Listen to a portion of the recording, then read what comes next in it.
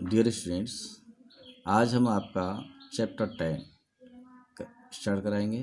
Chapter 10 का जो main topic है वो है सर्कल। तो बेटा आज हम आपको सर्कल स्टार्ट करेंगे। सर्कल क्या होता है उसके बारे में पहले आप सब समझ लें। तो डेफिनेशन सर्कल की है बेटा, मैंने लिखा हुआ है, आप एक बार इसको पढ़ भी लें, मैं भी पढ़ के सुना देता हूँ। A closed plane curve every point of which is equidistant from a fixed point within the curve। बेटा इसकी दूसरी डेफिनेशन भी है, a two-dimensional shape made by drawing a curve that is always the same distance from a center। बेटा मैं आपको इसका figure भी शो कर रहा हूँ। ये आपका सर्कल है, ये इसका सेंटर होता है, centre of circle, centre of the circle, हम इसे सेंटर ऑफ द सर्कल कहते हैं। यहाँ से यहाँ तक की जो डिस्टेंस होती है, सपोज दैट ये कोई सर्कल है, ये इसका सर्कमफ्रेंस है। सर्कमफ्रेंस पे यहाँ कोई पॉइंट है, इस पॉइंट को और सेंटर को मिला दिया जाए तो इस पॉइंट और सेंटर के बीच की डिस्टेंस को रेडियस कहते हैं। कि पार्ट्स के बारे में बताना चाहूँगा तो, और ये डेफिनेशन एक बार आपको और ढंग से क्लियर हो जाएंगी। ये सबसे पहले जो हम लेते हैं आपका number 1 centre of circle.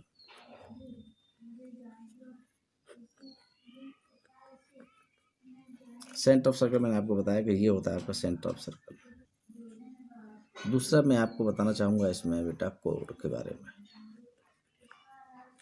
Code क्या होता है, देखो आप ध्यान से सुने, कोड से ही आपका डायमीटर और रेडियस समझ में आ जाएगा।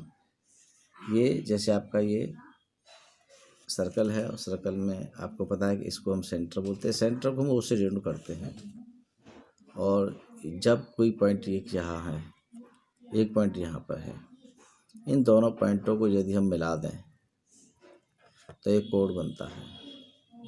लेकिन अगर कोई भी पॉइंट मान लो एक यहाँ है और इस पॉइंट से एक स्ट्रेट लाइन ड्रॉ करते हैं जो उसके सेंटर से होकर जाती है, ये लार्जेस्ट कोड कहते हैं। और दूसरा पॉइंट आपका दूसरी से पर यहाँ पे है, जो सर्कमफ्रेंस को यहाँ पे कट करता है, यह स्ट्रेट लाइन।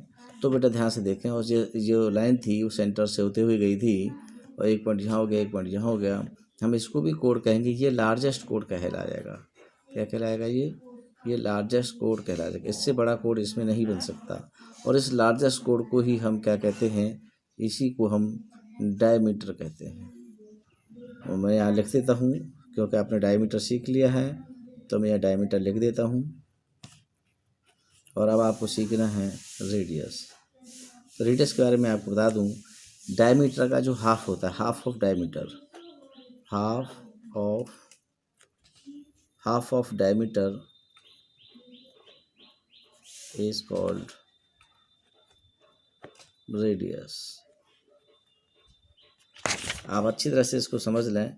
इट मीन्स हम ये कह सकते हैं कि diameter is equal to 2 multiply radius, या यूँ कह लीजिए radius is equal to diameter by 2। Circumference के बारे में मैं आपको बता दूं, देखिए आप ध्यान से देखें। मैंने ये सर्कल बनाया था, ये सर्कल मानो इस पॉइंट से हमने चलना स्टार्ट किया और ऐसे चल रहे थे इस तरह से, और आप चल कर के घूम करके फिर इसी पॉइंट पर आ गए। तो ये जो एक चक्कर लगाकर हम आए हैं, हम इसी एक चक्कर को सर्कमफ्रेंस कहेंगे। तो आपकी समझ में आ गया होगा सर्कमफ्रेंस क्या होता है। और सर्कमफ्रेंस के बाद अब मैं आपको लेता हूँ एक नया पॉइंट, आर्क। आप ध्यान से समझें, मैंने आपको कहा कि इसे हम सर्कमफ्रेंस कह रहे हैं। मैंने आपसे कहा कि हम इसे सर्कमफ्रेंस कह रहे हैं, यानी व्यक्ति यहाँ से चला और लौट कर इसी जगह पर आ गया तो ये सर्कमफ्रेंस है। इसका कोई एक पार्ट मान लो ये है, यहाँ से लेकर के यहाँ तक ऐसे करके, तो हम इसको आर्क कहेंगे। इस पॉइंट को ए, सपोज दैट यहाँ पर कोई पॉइंट एक्स लेते हैं, ए एक्स बी, तो जो ए एक्स बी पार्ट है, देखो ये वाला, हम इसे आर्क कहेंगे। और आर्क आपका ये भी होगा, आपका ये वाला पार्ट भी आर्क ही होगा, जैसे हम ए वाई बी कहेंगे। अब इसमें जो आर्क है वो दो तरह के आर्क बनते हैं। आपका एक बार बनता है माइनर आर्क। मैं यहाँ लिख देता हूँ आपके 2 आर्क कौन कौन से बनते हैं। तो इस वाले आर्क को कहते हैं माइनर आर्क। देखिए छोटा है इसलिए हम इसको माइनर आर्क कहेंगे, और दूसरा वाला जो होता है उसे कहते हैं मेजर आर्क। यानी ए एक्स बी देखो आर्क को हम ऐसे शो करते हैं ऐसे करके, और AYB ये आपका है मेजर आर्क, ये आपका AXB है आपका माइनर आर्क।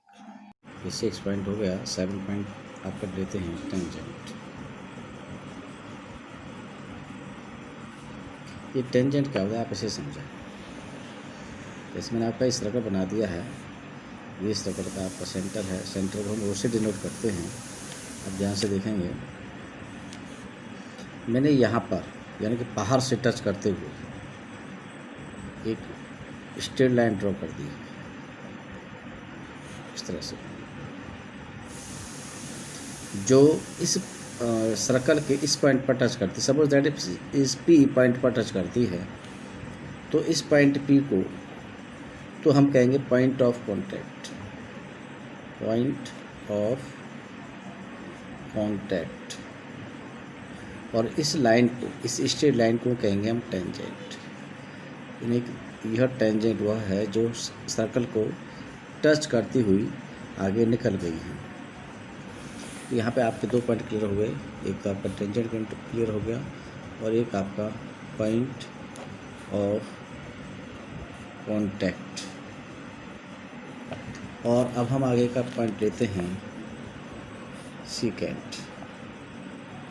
सीकेंट क्या होता है मैं आपको इसी में समझा दूंगा। सीकेंट यदि हम इसको एक लाइन को इस तरह से निकालते हैं ऐसे करके, यानी कि एक स्ट्रेट लाइन ड्रॉ करें जो इस सर्कल को पॉइंट A और पॉइंट B पर काटती हुई आगे बढ़ती है, तो ये जो AB है इस AB को हम सीकेंट कहेंगे, इस AB को ही हम सीकेंट कहेंगे।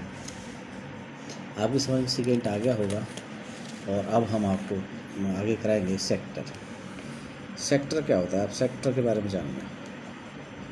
सेक्टर देखिए, सेक्टर आपके 2 तरह के होते हैं। एक होता है आपका माइनर सेक्टर और एक होता है आपका major sector. Minor sector major sector क्या होता है मैं आपको फिगर के माध्यम से समझाऊंगा। जैसे कि आपका ये सर्कल है और इस सर्कल में अगर इस सेंटर से हम 2 रेडियस ड्रॉ कर देते हैं, इस सेंटर से 2 रेडियस ड्रॉ कर देते हैं जो कि एक पॉइंट A पर कट करता है, एक पॉइंट B पर, वो A और वो भी 2 रेडियस हैं। इन दोनों के बीच की जो डिस्टेंस है ये वाली, ये जो एरिया है ये आपका सेक्टर होता है, इसे हम सेक्टर कहेंगे। लेकिन आप ये समझ लें सेक्टर तो ये भी है, ये पार्ट भी सेक्टर, जो हिस्सा बच गया है वो भी सेक्टर है, लेकिन बस अंतर इतना है कि हम इसे तो कहेंगे मेजर सेक्टर और इसे कहेंगे हम माइनर सेक्टर। तो सेक्टर आपकी समझ में आ गया होगा। और यदि मैं बात करूँ सेगमेंट की, तो सेगमेंट भी आप समझ लें, सेगमेंट ही आपके 2 तरह के होते हैं, माइनर सेगमेंट और दूसरा होता है आपका मेजर सेगमेंट। आप इसे भी अच्छी तरह समझ लें।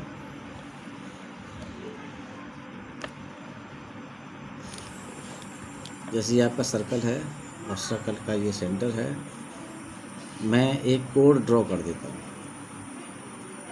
और इस कोड के इस पॉइंट से सेंटर को मिला देता हूँ और इस पॉइंट से इस सेंटर को मिला देता हूँ।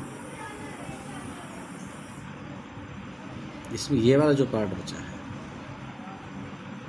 इसको हम सेगमेंट कहते हैं। ये जो सेगमेंट होगा ये आपका माइनर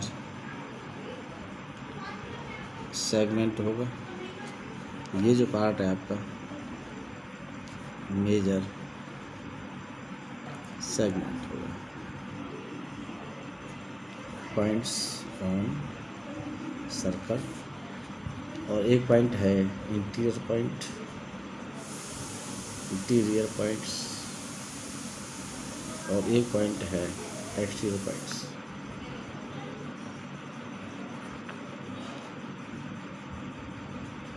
ये चीज़ क्लियर होना भी बहुत ज़रूरी है बेटा। देखो ये सर्कल है, ये इसका सेंटर है O। देखिए जो सर्कमफ्रेंस पर पॉइंट होंगे उनको कहेंगे point on circle, points on circle. जैसे A और B पॉइंट्स ऑन सर्कल हैं। यदि मैं यहाँ पर ले लूँ पॉइंट C या पॉइंट ले लूँ D, तो C और D आपके पॉइंट इंटीरियर पॉइंट्स हैं।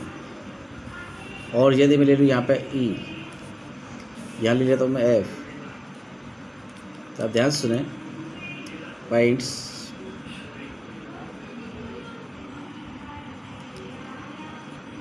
A and B are points on a circle, on the circle, और B पॉइंट ले लेता हूँ मैं, points C and D are interior points on the circle। और एक C पॉइंट्स अब ध्यान से देखें, ये जो E और F दिखाई दे रहे हैं आपको, points E and F are